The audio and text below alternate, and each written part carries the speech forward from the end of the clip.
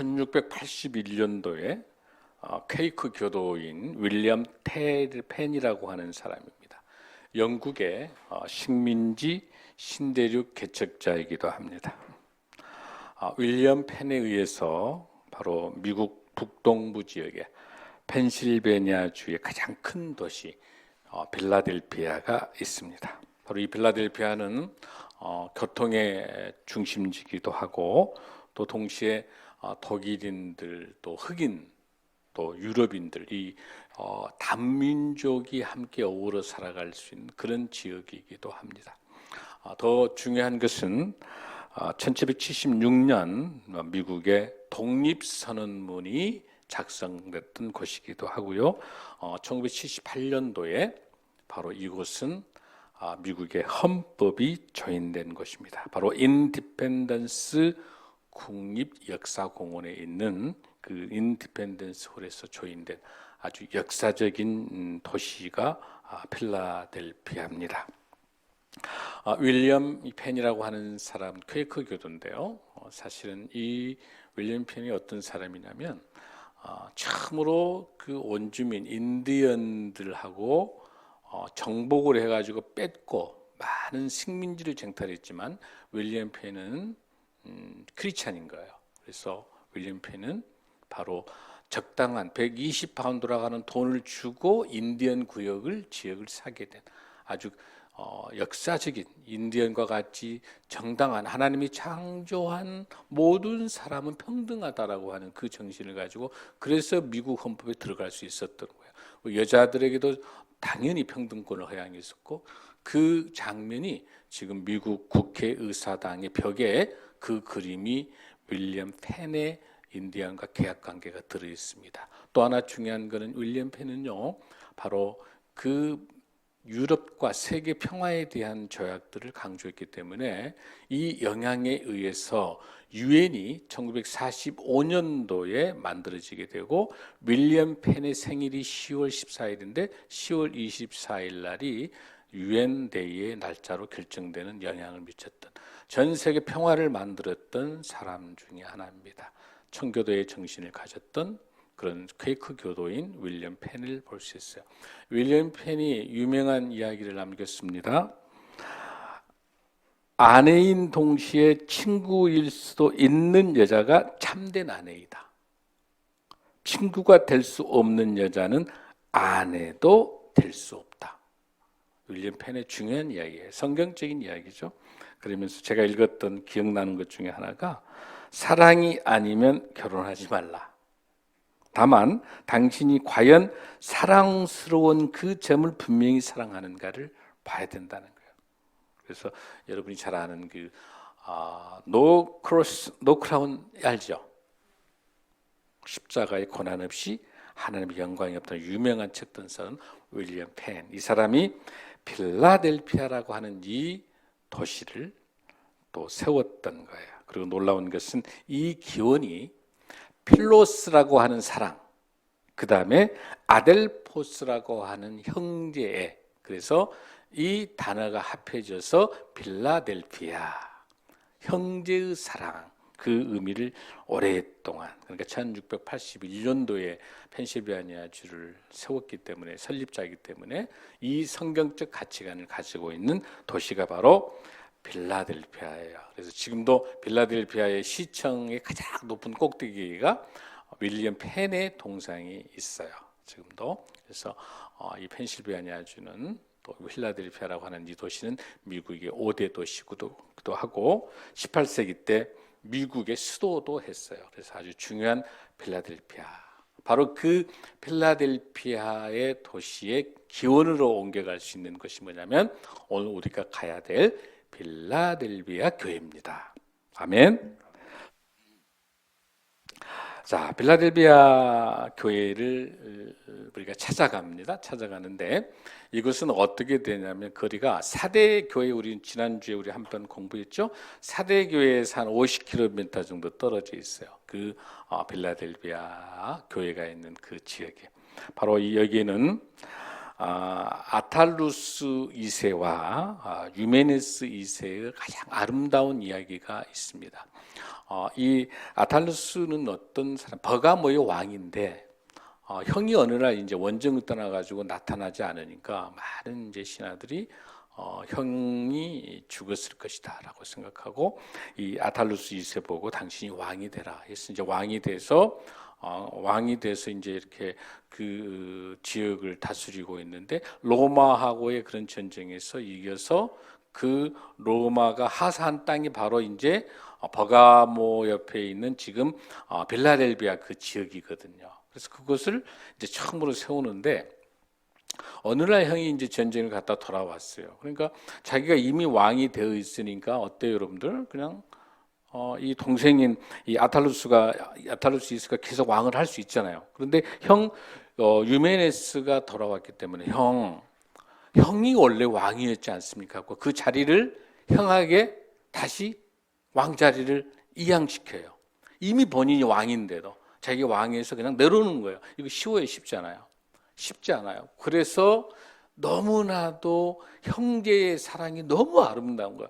형은 아니야, 너 괜찮아. 네가 왕해야지. 네가 왕해서 나라 잘해서. 아니야, 형이 원래 왕이잖아 하고 그 왕이 쟁탈을 하지 않고 많은 사람들이 다 계속해서 아탈루스 보고 왕을 하라기도 왕자리를 내려오는 거여서 그 형제의 사랑. 아까 제가 설명했던 것처럼 뭐가 있습니까, 여러분들? 펠로스 사랑. 그 다음에 아델포스 형제. 그 형제의 사랑이 싹터서 만들어진 도시라 있어 바로 빌라델비아. 얼마나 아름다운 도시예요. 거기 있는 교회를 우리가 지금 찾아가 보려고 하는 거야. 더 놀라운 것은 이 빌라델비아 이 지역은요, 더 놀라운 게 뭐냐면 굉장히 작은 도시고 가난해요. 왜냐하면 그 길드라고 하는 그런 조합에 가입돼야만 잘 살 수 있는데 우상 숭배할 수가 없잖아요. 황제 숭배할 수 없는 거예요. 그러니까 가난을 택한 거예요. 이 빌라델비아에 있는 말. 그리고 지역도 아주 작고 아주 보잘것없다. 이 빌라델비아에 살고 있는 그 교회 성도들은 노예기도 하고 가난한 농사도 짓고 굉장히 천민이고 가장 어려운 사람이에요. 다 어려워요. 힘들어요. 기득권에서 벗어난 사람들이. 그럼에도 불구하고 이 빌라델비아 지역은 포도밭이 아주 유명합니다. 아주 유명한 포도의 생산지기도 하고 바로 그것이 목화의 생산지기도 하고 동시에 거기가 여러 가지 농산물들이 아주 잘 자라는 것인데 특히 포도가 유명해요.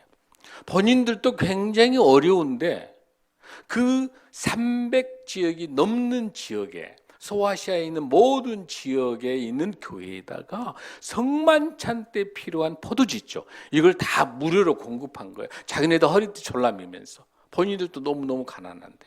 그래서 빌라델비아 그러면은 구제가 놀랍게 은혜은 하나님의 말씀, 구약의 하나님 사랑, 이웃 사랑을 가장 잘 실천한 교회를 빌라델비아 교회라고 불러요. 그래서 소아시아 교회 중에서 서머나 교회와 빌라델비아 교회를 가장 하나님이 칭찬받는 교회라고 하는데, 그래서 서머나는 그래도 괜찮게 사는 도시인데 빌라델비아 가장 어려운 도시예요. 그런데도 가장 많이 어려운 사람을 도왔던 놀라운 그런 지역입니다. 현재 우리가 가면 이 지역에 한번 사진을 한번 보시면 여기가 6세기 때 비잔틴 시대 때 만들어진 교회인데 기둥 3개만 지금 남아 있잖아요. 12개 기둥 중에서 3개만 지금 남아 있고요. 왜 저렇게 기둥이 두껍냐면은 17세기와 계속해서 여기는 지진이 일어나는 지역이기 때문에 두껍게 만든 저런 기둥을 우리가 잘 볼 수 있는 거예요. 바로 비잔틴에서 만든 바로 저 교회 이름이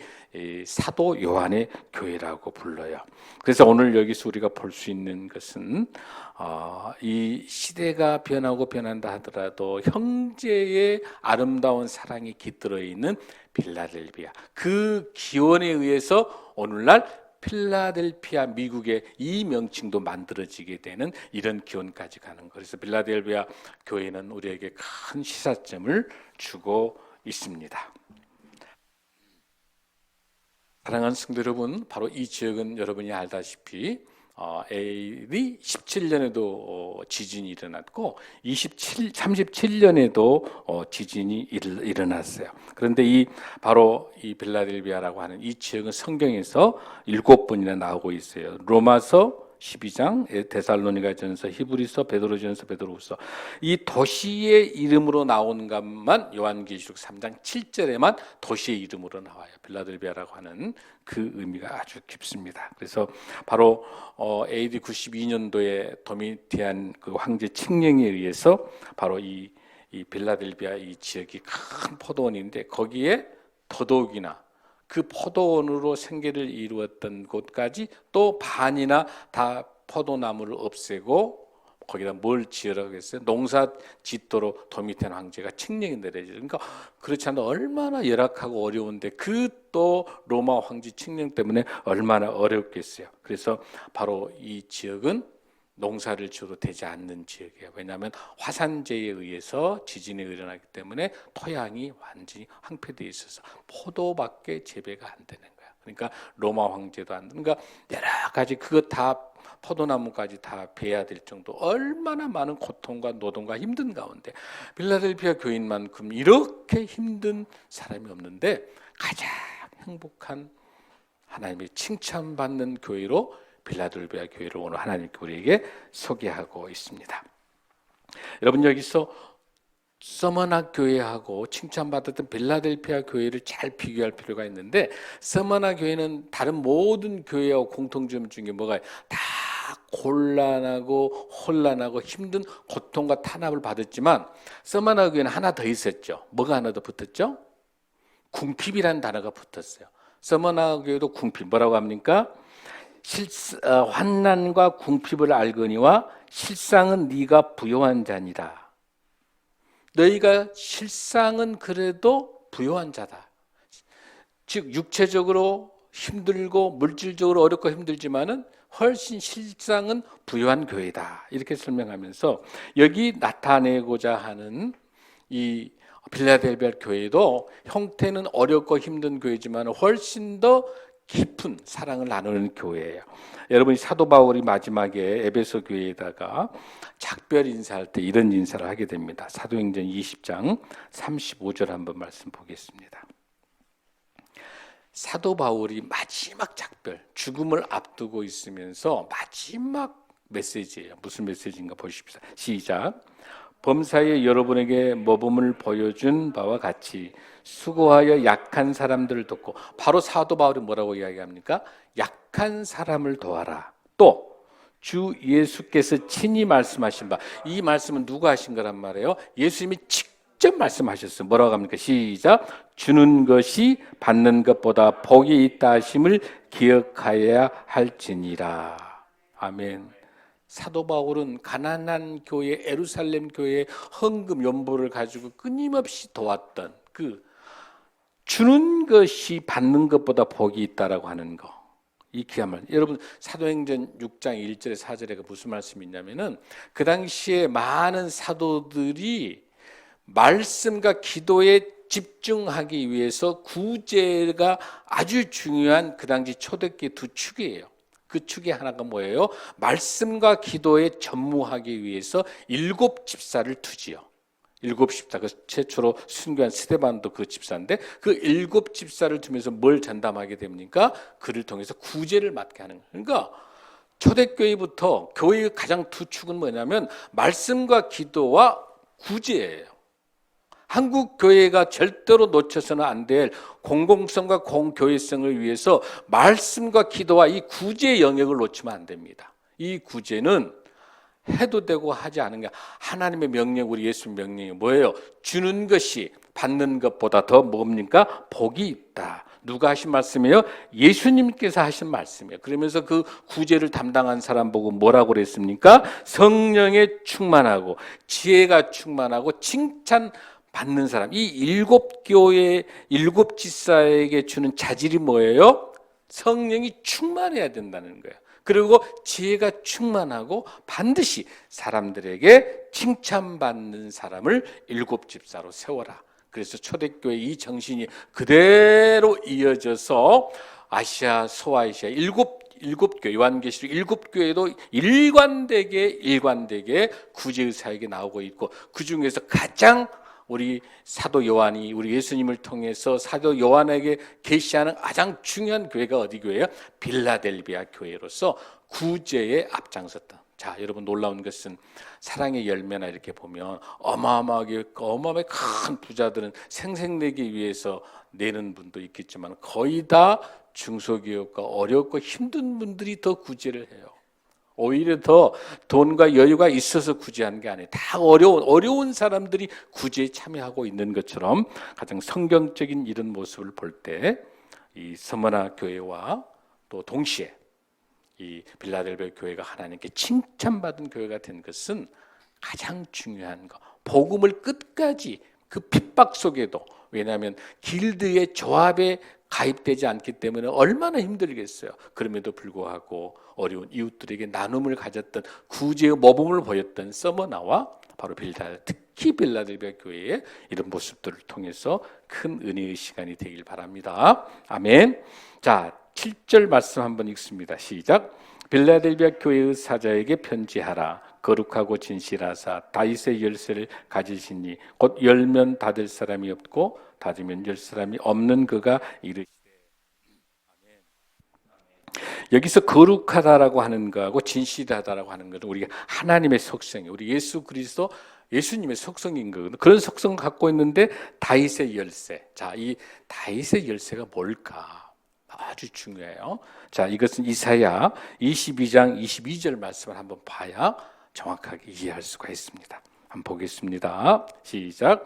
내가 또 다윗의 집의 열쇠를 그의 어깨에 두리니 그가 열면 닫을 자가 없겠고 닫으면 열 자가 없으리라. 아멘. 아멘. 이 말씀을 누가 인용하게 된가? 하나님, 우리 예수님께서 천사를 통해서 사도 요한에게 알려줘서, 그러니까 우리 예수님께서 구약 이사야를 알고 계시는 거죠. 이 말씀, 이 본문을 그대로 인용한 거예요. 이건 무슨 뜻이냐면 바로 엘리야김이라고 하는 그 다윗성의 문지기, 그러니까 금고지기예요. 그거를 잘 관리하면서 여기 나타난 엘리야김을 통해서 모든 그 열쇠를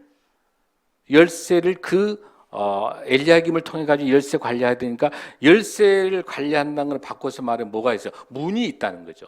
문. 그걸 관리하는 문이 있는 거예요. 그래서 이거를 뭐라 부르냐? 다윗의 문, 다윗의 열쇠, 다윗의 장막, 다 공통되게 무슨 뜻이에요? 이게 바로 예수 그리스도예요. 우리가 죽음에서 그 죄악에서 영원히 죽을 수밖에 없는 그 죄악에 빠져 있는 우리가 십자가에 구원받아서 생명의 영생의 문으로 갈 수 있는 것은 예수 그리스도를 통하지 않고는 갈 수 없는 거죠. 그래서 그 문이 열린 문이고 그 문이 다윗의 열쇠를 쥐고 있는 거예요. 여러분들 마태복음 11장 28절에 보면 이런 말씀이 있어요. 수고하고 무거운 짐진들아 다 내게로 오라. 내가 너희를 어떻게 하겠다? 쉬게 하리라. 그러면서 우리 주님께서 뭐라고 말씀하세요? 내가 문이다라고 말씀하시는 거예요. 우리 예수님께서 문이라고 말씀하시면서 내게 오는 것이 참된 힘이 된다. 그거 뭐예요? 다윗의 열쇠를 통해서 그 문을 열어야 되는 거. 그래서 내가 다윗 집의 열쇠를 그의 어깨에 두리니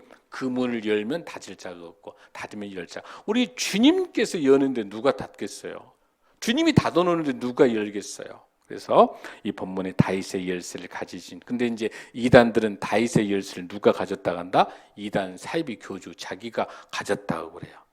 전부 이단들은 자기가 다윗의 열쇠를 가지고 있다고 그래요. 그건 전부 다 이단 사이비입니다, 여러분들. 그거는 믿을 수가 없는 거예요. 그래서 지금도 우리가 영적인 보고를 관리하는 것, 그 영적 보고를 관리하는 그 열쇠는 오직 누구다? 예수 그리스도다. 오직 예수님만이 다윗의 열쇠인 줄로 믿습니다. 아멘. 자, 그러면은 여기서 왜 이런 이야기가 나왔냐면 그 당시 문화 속에서 그 당시 믿었던 신들이, 야누스 신들이 있는데 그 신이 열쇠를 갖고 있었어요.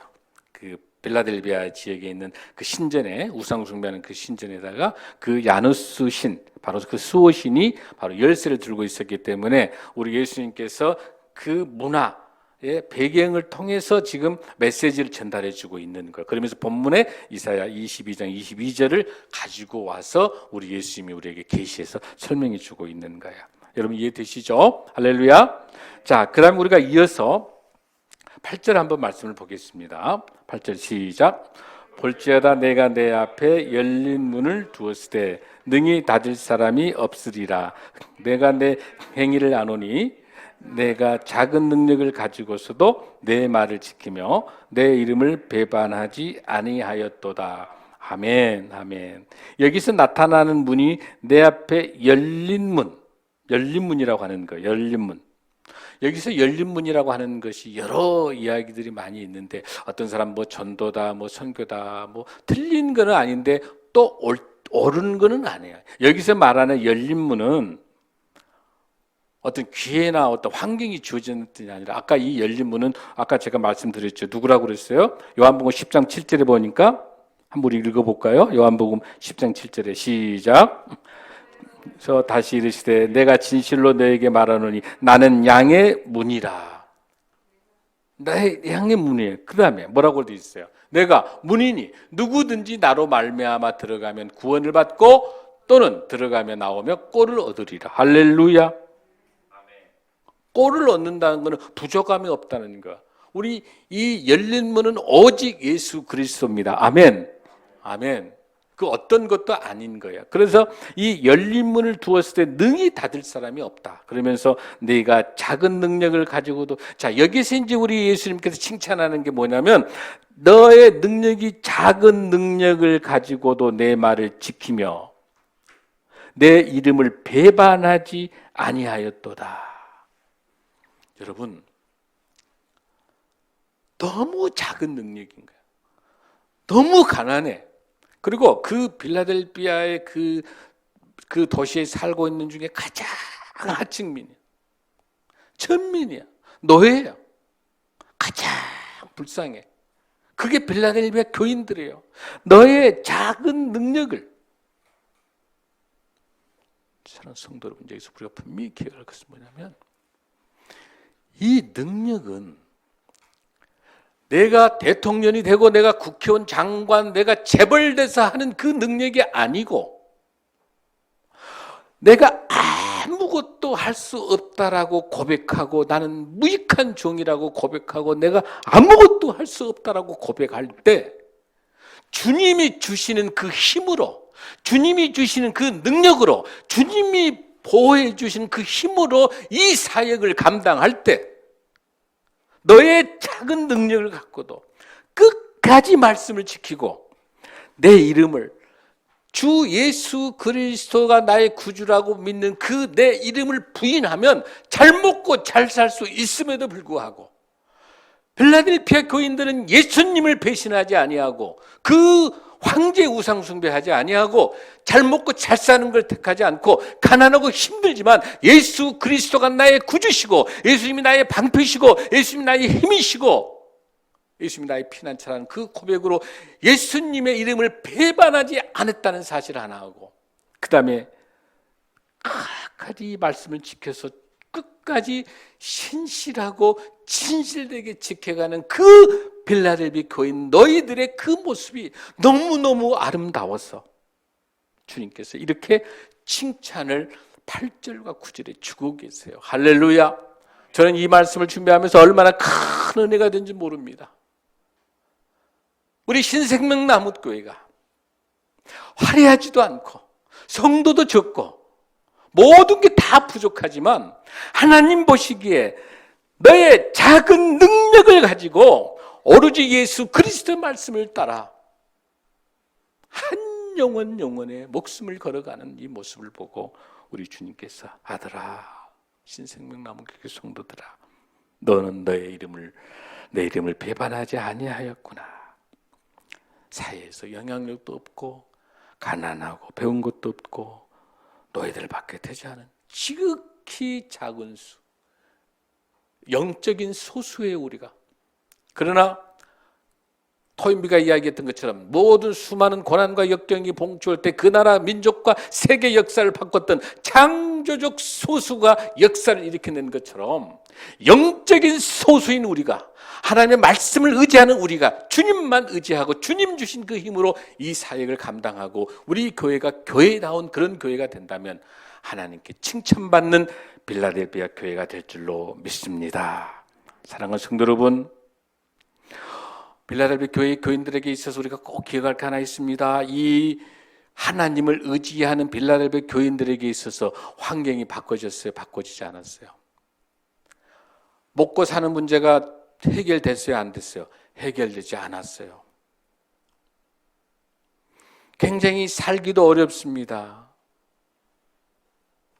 그 어떤 것도 힘이 될 수가 없습니다. 주님께서 이 메시지를 주실 때 엄청나게 힘을 주시고 농사가 잘 되게 하시고 부유하게 하시면서 뭔가 이렇게 큰 선물에 복을 더해 주셔서 빌라델비아 교인들이 이걸 주님 앞에 서 있는 사역이 아니라 그 엄청난 고난과 역경이 끝까지 우리 이 환경을 엄습하고 있어도 견뎌내는 힘을 주시는 거예요. 견뎌내는 힘. 지금 현재 빌라델비아 교인들은요, 그 상황이 좋아지지 않았어요. 도미테나 황제의 포갑에 의해서 가지고 있는 포도원, 어마어마한 포도원을 거의 3분의 1을 다 갈아쳐서 그걸 농토로 만들어야 되는 거예요. 그나마 주 수입원이 포도원이었는데 그것도 어려운데도 이웃의 300교회 많은 교회에 다 나눠주고 배급 다 해줬어요. 본인도 어려운데 허리 들어올 졸라매면서 그렇게 어렵고 힘든 가운데 뭐예요? 여기서 본문에 나타난 끝까지 버틸 힘, 이거 누가 주십니까? 우리 주님이 주시는 거예요. 빌라델비아 교회가 왜 귀한 교회냐면 환경과 상황이 변하지 않았어요. 그 수많은 억압과 고난과 역경과 가난과 힘든 거 똑같아요. 변하지 않아요. 더 심해져요. 팬데믹 때문에, 코비드 때문에 더 심해져요. 또 코로나 올는지 모르겠어요. 어떤 상황인지 모르겠어요. 중소상인도 어렵습니다. 또 우리가 양극화 현상 때문에 어렵고 힘든 일이 너무 많이 있어요. 좋아지지 않아요. 환경도 좋아지지 않습니다. 그러나 너의 작은 능력, 무슨 능력입니까? 어떤 고난과 어떤 역경이 온다 하더라도 끝까지 주님을 버텨낼 수 있는 그 능력을 누가 주신다? 오직 예수 그리스도가 주신 줄로 믿습니다. 그 주시는 그 견뎌낼 수 있는 힘, 어떤 힘든 상황이 온다 하더라도 견뎌낼 수 있는 그 힘을 누가 주신다? 우리 예수님이 주시고 그 예수님이 누구다? 열린 문이다. 할렐루야. 그 열린 문을 두기 때문에 능히 닫을 사람이 없어요. 그 로마의 황제, 로마의 그 어떤 그 수많은 유대인들 탄압, 그 어떤 것도 빌라델비아 교인들을 막아낼 수 없어요. 누가 역사합니까? 다윗의 열쇠를 가지고 열린 문 되시는 예수님이 끝까지 견뎌낼 수 있도록 힘을 주실 줄로 믿습니다. 우리 주님께서 문을 열어놓고 우리를 기다리십니다. 할렐루야. 사랑하는 성도 여러분, 얼마나 힘들고 어려운 일들이 많이 있습니까? 힘든 일 많이 있으실 거예요. 자, 그 힘든 일 주님께서 열린 문을 가지고 우리 앞에 기다리고 계십니다. 9절 보겠습니다. 보라, 사탄의 회당 곧 자칭 유대인이라나 그렇지 아니하고 거짓말하는 자들 중에서 몇을 내게 주고 그들로 와서 내 발 앞에 절하게 하고 내가 너를 사랑하는 줄을 알게 하리라. 그 당시에 있었던 유대인들은요, 똘똘 뭉쳐서 크리스찬들을 핍박하고 압박해. 그래서 그 유대인들이 모아져 있는 그곳을 뭐라 부른다? 사탄의 회당이라고. 사탄들이 득실하는 거예요. 왜 사탄이 득실합니까? 예수 그리스도를 십자가에 돌아가시게 하면서 다 고발했던 그 유대인들이요. 또 유대인들이 또 크리스찬들이 이 초대교회 크리스찬들이 먹고 살려고 하는 모든 일할 때 전부 방해하고 모든 걸 회방했던 그 유대인들이 바로 사탄의 회당에서 자칭 유대인이라 하면서 뭐라고 합니까? 거짓말하는 자 중에서 며칠 내게 주고 그들로 와서 내 발 앞에 절하게 하고 아브라함 자손이라 하면서 사탄의 모임에 있는 그 유대인들이 어마어마하게 폭정과 폭압과 오히려 더 로마의 포갑 못지않게 그렇게 핍박했던 거예요. 그런데 우리 주님께서 놀라운 역사가 뭐냐면 보세요. 너희들 발 앞에, 그러니까 빌라델비아 교인들 발 앞에 절하게 하고 내가 여기서 내가 누구예요 여러분들? 예수님께서 너를 얼마나 사랑한지를 여러분들이 빌라델비아 교인 너희들이 당했던 그 모든 수치를 우리 주님께서 그 사탄, 그 유대교 거기 있는 사탄의 회당 속에 있는 우두머리, 거기 있는 대표자들 서너 명을 어디 앞에, 빌라델비아 교인들 앞에 딱 앉혀놓고 꿇혀놓고 말씀하시겠다는 거예요. 뭐예요?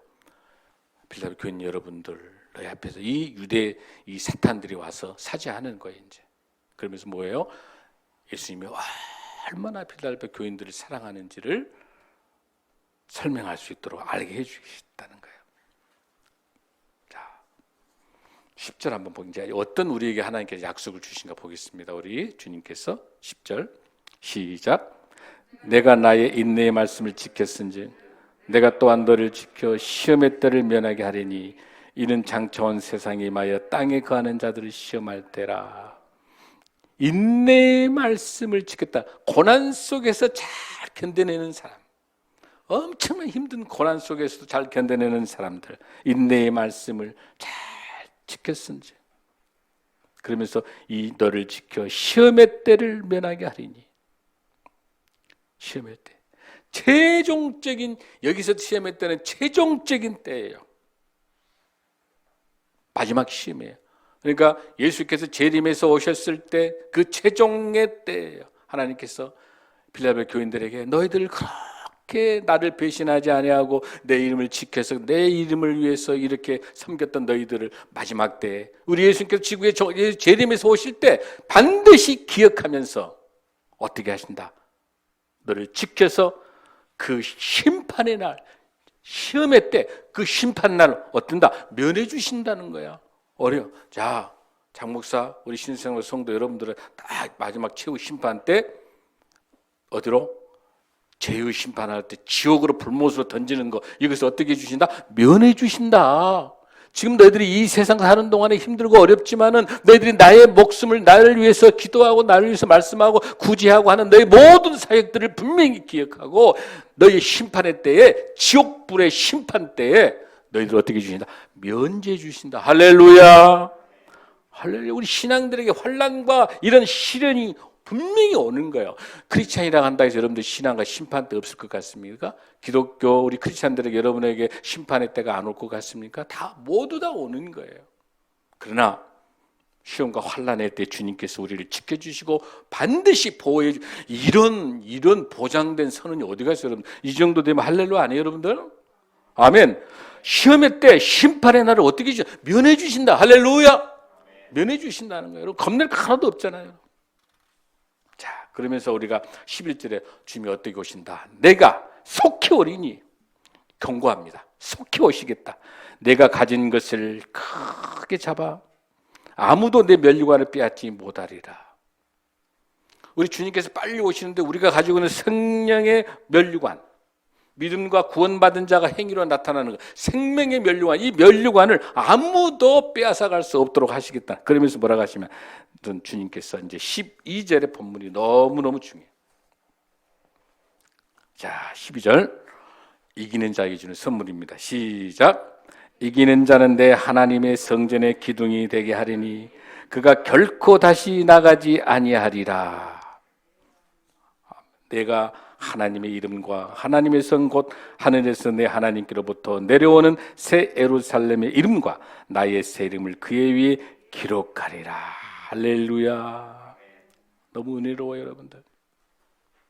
이게 무슨 뜻이냐면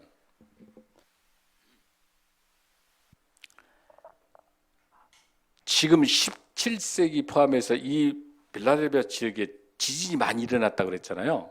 여러분, 지진이 일어나게 되면 어때요? 언제든지 지진이 일어나자마자 빨리 피신해야 되잖아요. 빨리 빠져나와야 되잖아요. 그러다가 지진이 끝나면 또 다시 들어가는데 두려워요, 두렵잖아요. 지진이 지금 발생하고 있는 그걸 여러분들이 생각을 해야 돼요. 그러면서 거기 이 지진을 잘 견뎌낼 수 있는 기둥, 여기서 뭐라고 돼 있어요? 하나님의 성전의 기둥. 하나님의 성전의 기둥.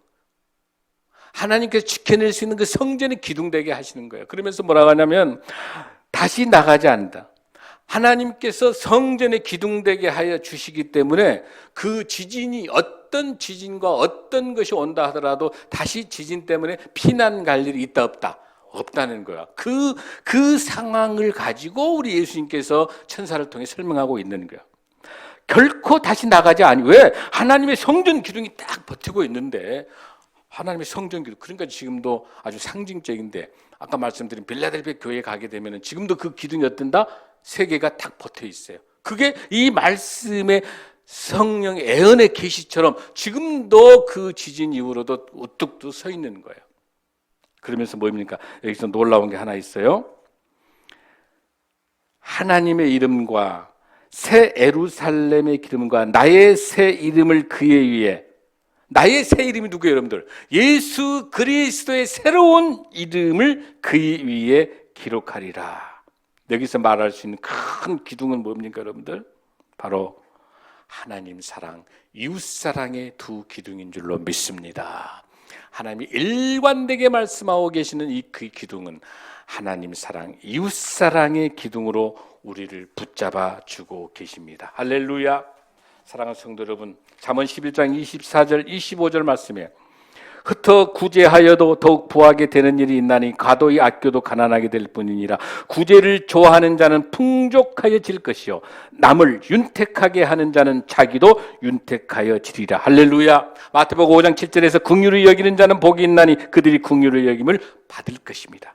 사랑하는 성도 여러분, 하나님 사랑, 이웃 사랑이라고 하는 놀라운 주님이 주신 두 기둥, 이 큰 기둥을 가지고 우리 교회가 이 사명을 잘 감당할 때, 한국 교회가 이 사명 잘 감당할 때, 그 무엇보다도 이웃 사랑인 함께 울고 함께 웃는 그 이웃 사랑, 주님이 가장 기뻐하신 주님의 시선이 멈춰 있는 그 끝, 기울어진 운동장에 있는 힘들고 어려운 우리 이웃들, 또한 수많은 고통 속에 있는 수많은 하나님의 사람들, 여기에는 자연까지 들어있는 거예요. 자연 피조, 하나님의 창조한 피조물, 자연 속에 오염되어지는 환경과 상황들, 수많은 만모니즘들, 수많은 악들, 죄악들, 범죄들, 이 모든 것들이 다 포함시켜 있는 그 이웃이 고통받고 있는 그곳에 우리 주님의 눈의 시선이 가는 곳이 우리 교회가 가야 될 그 눈이고, 그 눈을 함께하는 이웃사랑 그 기둥이 굳건하게 설 때 하나님께서 우리 교회를 축복할 줄로 믿습니다. 하나님의 가장 사랑하는 교회, 빌라델피아 교회, 그런 교회가 그립습니다. 오늘 설교 제목처럼 이런 교회가 그리운 시대입니다.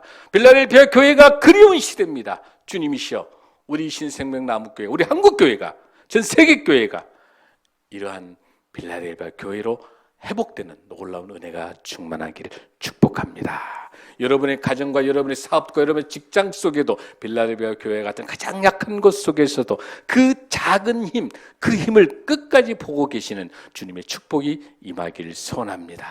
나는 가난해서 못한다, 나는 못 배워서 못한다, 나는 능력이 없다라, 어떤 이유와 어떤 것들 통해서 살아가지 못한다는 그 핑계대지 않는 빌라델피아 교회의 그 모습이 주님, 이 작은 힘. 그래서 오늘 제가 여러분에게 드리고 싶은 것은 아침에 일어날 때 숨만 쉴 수 있는 것도 하나님의 은혜다. 감사하는 저와 여러분 되길 바랍니다.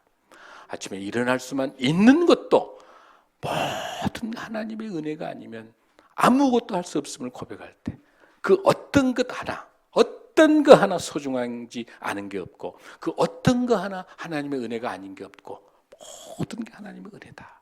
우리 입술에서 감사가 넘치는 저와 여러분이 될 줄로 믿습니다. 할렐루야. 축복합니다. 여러분의 행사를 여호와께 맡기십시오. 그래야만 여러분의 경영하는 것이 이루어질 줄로 믿습니다. 사람이 마음으로 자기 길을 계획할지라도 그 걸음을 인도하는 자는 여호와이십니다. 아멘. 다 함께 일어나시겠습니다.